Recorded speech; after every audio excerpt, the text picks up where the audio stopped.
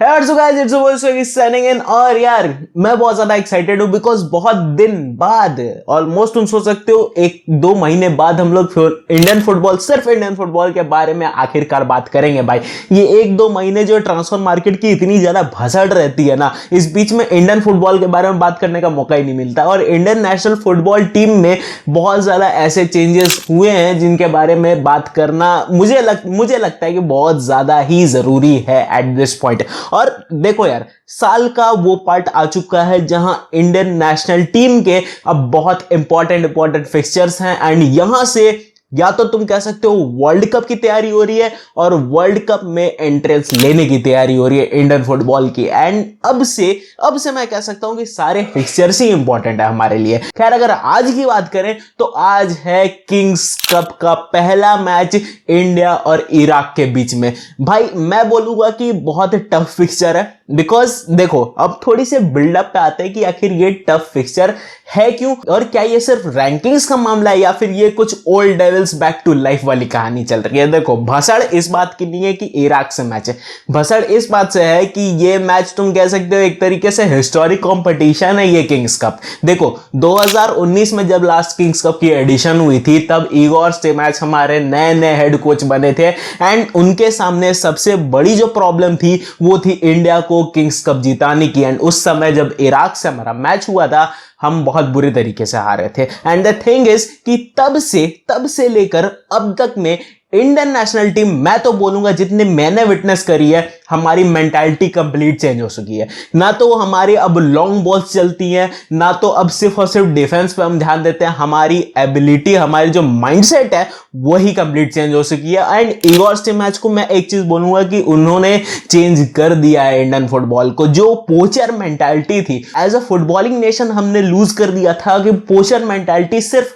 Attack पर ध्यान दे रहे हैं और हमारे माइंड में गोल मारना है, वो एक चीज हमसे छीन ली गई थी, या तुम कह सकते हो हमने वो एबिलिटी ही लूज कर दी थी। But thanks to Igor Stimac हमने वो एबिलिटी वापस हासिल करी एंड उसके रिजल्ट हुए हैं। हमने इस साल इंटर कॉन्टिनेंटल कप जीता, हमने इस बार ट्राई नेशन कप जीता, हमने सैफ बंगाबंधु चैंपियनशिप जीती है। तो 3 लगातार कप कॉम्पिटिशंस में हम विक्ट्री लेकर आ रहे हैं। एंड तुम एक चीज कह सकते हो कि भले ही इस कॉम्पिटिशन की फेवरेट्स हो सकती है इराक, बट इंडिया कम नहीं है किसी भी हद में।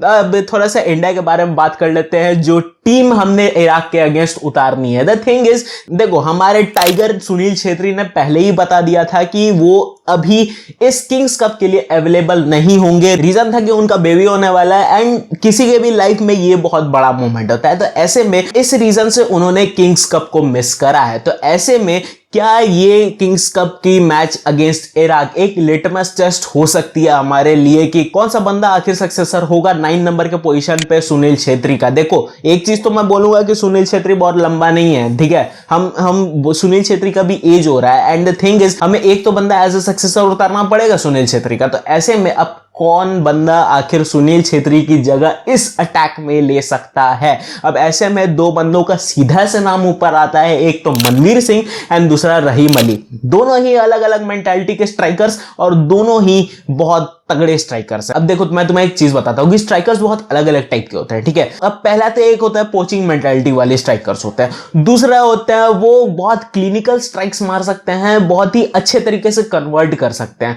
तीसरे जो होते हैं वो डिफेंस लाइन के पीछे बहुत तगड़े रन्स लगा सकते हैं, उनकी जो पेस होती है वो बहुत तगड़ी होती है। मनवीर सिंह एंड रहीम अली दोनों ही डिफरेंट टाइप के स्ट्राइकर्स हैं। मनवीर सिंह की अगर तुम बात करो तो मनवीर सिंह में एबिलिटी है, वो पोचिंग एबिलिटी जो सुनील छेत्री में है वो मनवीर सिंह में दिखती है। एंड अगर रहीम अली की बात करो, रहीम अली में बहुत बड़ा पोटेंशियल है वो डिफेंस लाइन को ब्रेक करके उसके पार निकलना। तो ऐसे में दोनों ही डिफरेंट माइंडसेट के स्ट्राइकर एंड दोनों ही हमारे लिए जरूरी है। एंड ये कौन आखिर एज अ सक्सेसर लेगा 9 नंबर पे पोजीशन भेजेगा सुनील छेत्री की, ये चीज शायद इस किंग्स कप में हमें देखने को मिल सकती है। बिकॉज मैंने तुम्हें शुरू में ही कहा आगे बहुत ज्यादा इंपॉर्टेंट मैचेस शुरू होने वाले हैं, चाहे वो एशियन गेम्स हो चाहे वो वर्ल्ड कप के क्वालिफायर्स हो। बहुत इंटरेस्टिंग फिक्चर्स है इंडियन टीम के लिए। तो 100 बात की एक बात मैं बोलूंगा कि भैया अभी जो किंग्स कप है इसको तुम हल्के में तो नहीं ले सकते हो। रीजन मैंने बता दिया कि भैया आगे आने वाले टूर्नामेंट्स हमारे लिए बहुत ज्यादा इंपॉर्टेंट होने वाले। एंड इस किंग्स कप को तुम एक तरीके से तुम कह सकते हो कि ये हमारे लिए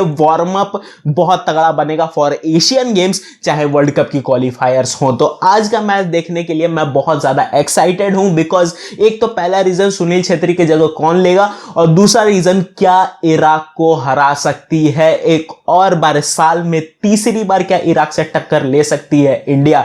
और ऐसे में सबसे बड़ा जो पॉइंट आ जाता है वो आता है रैंकिंग्स का, बिकॉज 2018 के बाद हम 100 से नीचे रैंकिंग्स में गिरे हैं एंड इराक को हमने फाइनल में हराया है। तो ऐसे में इराक से एक अपर हैंड तो है, बट इंडिया क्या आज परफॉर्म कर सकती है। मैं तुम्हें टॉप 23 की स्क्वाड की लिस्ट दे देता हूं एंड सबसे बड़ी चीज है कि I am expecting India to win this tournament, चाहे वो अगेंस्ट थाईलैंड हो, चाहे वो अगेंस्ट लेबनान हो, चाहे वो अगेंस्ट इराक हो। I am expecting India to win this Kings Cup competition.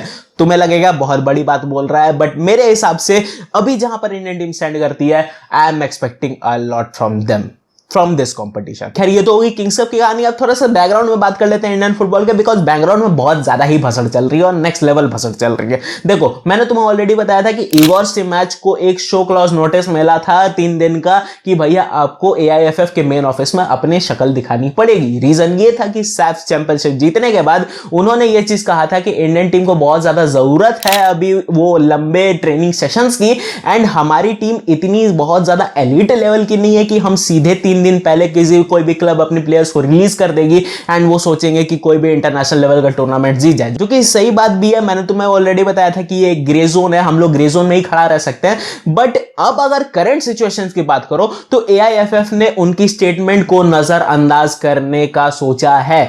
देखो द थिंग इज, दोनों ही, मैंने तुम्हें ऑलरेडी बताया था कि दोनों ही अपने अपने पॉइंट पे करेक्ट है। AIFF बोल रही है कि भैया आप जो भी मैटर है आप हमसे सल्टो, और इगोर स्टिमैच भी अपने पॉइंट पे करेक्ट है कि भैया हमें जरूरत तो है बड़े ट्रेनिंग सेशंस की। तो ऐसे में अब AIFF ने इस चीज को नजरअंदाज करने का सोचा है एंड उन्होंने इगोर स्टिमैच को फिर से टाइम दिया है एंड इगोर स्टिमैच ने कहा है कि आप मेरे पर भरोसा करें, मैं आपको रिजल्ट्स लेकर दूंगा, जो कि उन्होंने दिए भी हैं and I am still expecting a lot from Igor Stimac. And AIFF ने उनकी ट्रेनिंग सेशंस की डिमांड पूरी करने के बारे में सोचा है, बट हर कहानी की तरह इस कहानी में भी एक विलन है एंड वो विलन है ISL एंड ISL की जितने भी क्लब्स हैं उनके ओनर्स। देखो द थिंग इज, ISL के जितने भी क्लब्स हैं उनके ओनर्स ने ये चीज बोला था कि भैया हम अभी अपने प्लेयर्स को रिलीज नहीं कर सकते एंड इतने लंबे समय के लिए हम रिलीज नहीं कर सकते। एंड इसका रीजन उन्होंने दिया था कि एशियन गेम्स कोई फीफा रैंक्ड टूर्नामेंट नहीं है एंड फीफा के विंडोज में नहीं आती है,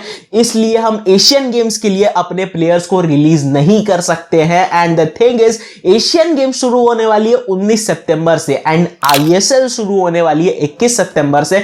तो ऐसे में अब ISL ग्रुप्स ने, ISL क्लब्स ने और सबसे बड़ा FSDL ने यह चीज बोल दिया था कि भैया हम अपने प्लेयर्स को रिलीज नहीं कर सकते हैं, बिकॉज तुम्हें ऑलरेडी पता है कि ISL में AIFF का बहुत ज्यादा से नहीं होता है, बल्कि ISL में से होता है जितने भी उनके स्टेक होल्डर्स होते हैं या फिर FSDL का या फिर टाटा ग्रुप्स का, एंड वो AIFF को बहुत ज्यादा अपने मैटर्स में घुसने नहीं देते हैं। तो ऐसे में अब हमारे AIFF के प्रेसिडेंट कल्याण चौबे सर ने कहा है कि अगर जरूरत पड़ी तो मैं खुद जितने भी ISL के क्लब्स होंगे उनको पर्सनली लेटर लिखूंगा एंड उनसे डिमांड करूंगा कि जितने भी प्लेयर्स हैं उनको इंटरनेशनल लीज पर छोड़ा जाए, बिकॉज द थिंग इज कोई भी क्लब इंटरनेशनल टीम से ऊपर नहीं आती है एंड जब इंडियन टीम को जरूरत पड़ेगी प्लेयर्स की, क्लब्स को रिलीज करने पड़ेंगे उनके प्लेयर। ये हमारे कल्याण चौबे सर ने कही है एंड द थिंग इज ये अच्छी बात है, बिकॉज मैंने ऑलरेडी एक वीडियो में बताया था कि क्लब कितना भी है ना तो वो इंटरनेशनल लेवल से नीचे ही रहता है एंड जब तक इंटरनेशनल लेवल पे इंडियन टीम की पहचान नहीं होगी ना, क्लब्स लेवल पे नहीं होने वाली है। तो ऐसे में अब ये कुछ बैकग्राउंड में कहानी चल रही है, अब ये चीज देखना होगा कि कितनी ज्यादा इंटरेस्टिंग कहानी ये मोड़ लेती है। खैर वापस से इंडिया इराक के मैच पर आते हैं, तो उसके प्रेडिक्शन की बात कर लूं तो प्रेडिक्शन मेरी होगी